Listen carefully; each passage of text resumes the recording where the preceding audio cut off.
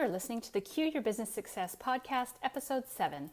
At a certain point in your business building journey, you reach a crossroads where you go from having created a nice little job for yourself to wanting more.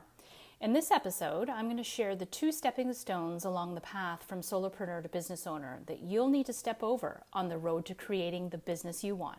So let's get started. Are you ready to cue your business success? Entrepreneurs and business owners tune into this podcast for top marketing, sales, and leadership strategies to grow and scale your business. Hosted by Michaela, award-winning international business growth coach and marketing consultant. Since 2010, Michaela has helped hundreds of business owners navigate their business growth on purpose. She has been featured in Canadian Living Magazine, USA Weekly, and Business Innovators. Michaela is also a contributing author in the best-selling book Conscious Business and a member of the Forbes Coaches Council. If you want to learn some tactics you can put to work in your business today to get noticed, get clients, and get profitable, listen to this episode. And if you want to move even faster, connect with Michaela directly at michaelaquilici.com. Here's Michaela. At a certain point in your business building journey, you reach a crossroads where you go from having created a nice little job for yourself to wanting more. This is the pivotal moment when you feel like you've outgrown your current role as freelancer or solopreneur who gets paid by the hour or by the project, working mostly independently, to somebody who has dreams of being a business owner with a team of people and a vision for making a greater impact. And for that to happen, you must walk the intentional path from solopreneur to business owner. And there are 2 stepping stones along the way. Freelancing or starting off as a self-employed solopreneur is the single easiest way to start a new business.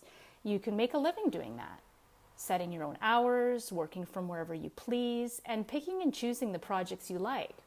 But for some people, that's just not enough. This was the case when my creative designer client first approached me.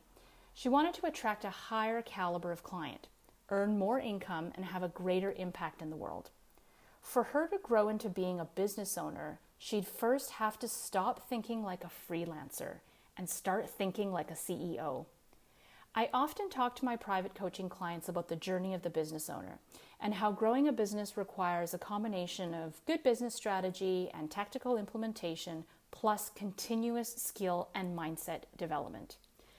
As a business owner, developing your mindset is probably one of the most crucial drivers of success. Success is inevitable as long as you work on your inner game as much as your outer game and you keep at it long enough. When you change your mindset, your behavior changes, and then as a byproduct, your results change. Here are 2 stepping stones from solopreneur to business owner that you'll need to step over on your journey and some behaviors to watch out for. Ultimately, this is a call for you to evolve from a doer to a leader. The doer is the person who is actively working towards the goal in a hands-on way. Think of the doer as the mechanic or technician. They're the one changing the oil, flushing the carburetor, and rotating the tires. They're not thinking about how far the car has to travel or where the final destination is going to be. They're simply tuning up the car. Behaviors typically seen in doers in business include things like attending too many meetings they don't have to be in, just so that they can stay in the loop. Doers also think they have all the answers, and they think they're adding value by giving out answers. It makes them feel important and needed. Doers put out fires, and they wear this as a badge of honor. They also prevent failure and discomfort and see failure as a bad thing, so they swoop in to save the day. Doers create a team of doers who all struggle with the same issues. The leader, on the other hand, is the person that equips and empowers others to carry out the mission of the organization. They avoid getting caught up in the details and instead work on building, cultivating, and encouraging their team. A leader is concerned with vision. Behaviors typically seen in leaders include things like, leaders understand that too many meetings are unproductive. Meetings take up time, and you could spend that time developing and leading your people instead. Leaders delegate or delete every possible meeting from their calendar to create productive time. Leaders don't give many answers. They ask questions. They trust their people to make their own decisions and come up with their own answers. That's empowerment. Leaders make sure that their team has the proper resources so they can find the answers to their questions themselves. And leaders teach their employees how to put out their own fires. Leaders understand that failure leads to learning and ultimate success. And they know it's their job to lead their employees right to the edge of their comfort zone and then encourage them to step over. Leaders create a team of leaders who all understand what great leadership looks like and how to do it themselves. This journey from doer to leader is one of the hardest parts about growing a business that nobody warns you about. It's nearly impossible to grow a sustainable and profitable business being in doer mode all the time, because you're always working in the business and operating in short-term doing mode, resulting in reactive rather than proactive behavior. Doing mode is a risky place to operate from for any length of time because it's unsustainable. If you're like me, you didn't get into business to work more hours and have less freedom. But if your business feels like Groundhog Day, I assure you it doesn't have to be that way. Creating and prioritizing the time to work on your business supports the journey from doer to leader.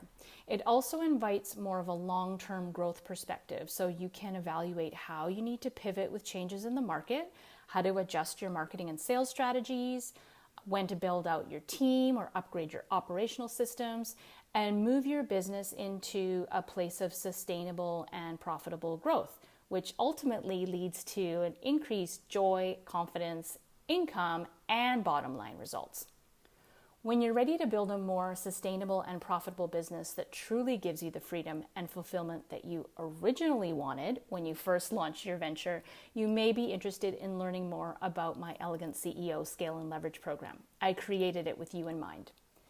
In the meantime, I invite you to think about which of the 2 stepping stones you are sitting on right now, and drop by our online community at qyourbusinesssuccess.com to tell us what is one behavior change that you can make today that will take you one step further on your journey to becoming an elegant leader.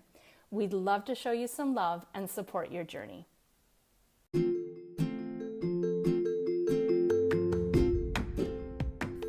This is Michaela, your host. Thanks so much for listening today. Let me ask you this. Have you ever felt the remarkable power and energy of a coach when they're laser focused on you and your business? If you are ready to get expert support, I'd love to offer you a complimentary business clarity session with me. During our call, you will create a crystal clear vision for ultimate business success, get focused on the next most powerful step toward your goals, uncover the hidden challenges that could be sabotaging your sales and marketing efforts, and you will leave the session renewed, re-energized, and inspired to finally grow your business faster and easier than ever before. I have very limited spots available, so if you want to take advantage of this offer, I invite you to apply today by going to meetwithmichaela.com.